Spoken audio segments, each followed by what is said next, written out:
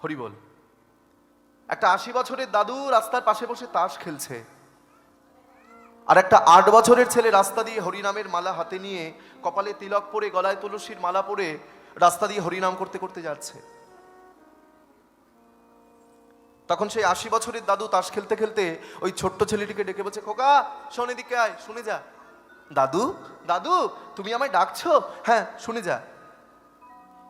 ছোট্ট ছেলেটি দাদুর কাছে এসে দাঁড়িয়েছে। বলো দাদু, ডাকছো কেন? এই এই তোর বয়স কত? দাদু, আমার বয়স মাত্র 8 বছর। তোর 8 বছর বয়স, আর এই 8 বছর বয়সে তুই গলায় মালা পরেছিস, কপালে তিলক পরেছিস, হাতে নামের মালা নিয়েছিস, মাথায় শিখা রেখেছিস। এই শিখাকে অনেকে বলে টিক্কি। বলবে না, অপরাধ হবে। টিক্কি বলবে না, কি বলবে? শিখা বা চৈতন্য। হরি বল। তো এই বয়সে গলায় মালা পরেছিস কেন? তুলসীর মালা গলায় পড়লে কি হয়? কি হয় মায়েরা তুলসীর মালা গলায় পড়লে?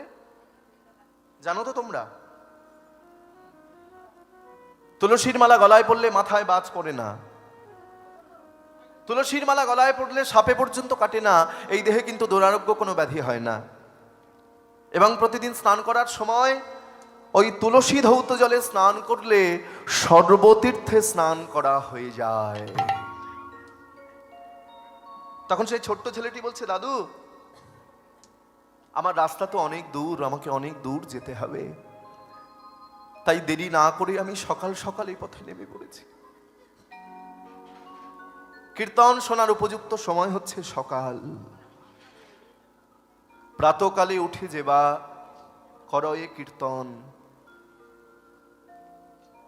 নববিধা ভক্তি সেজে করয়ে সেবন। নববিধা ভক্তি, সকালবেলা কীর্তন শুনলে প্রাণের মধ্যে ভক্তি আসে, প্রেম আসে, অনুরাগ আসে।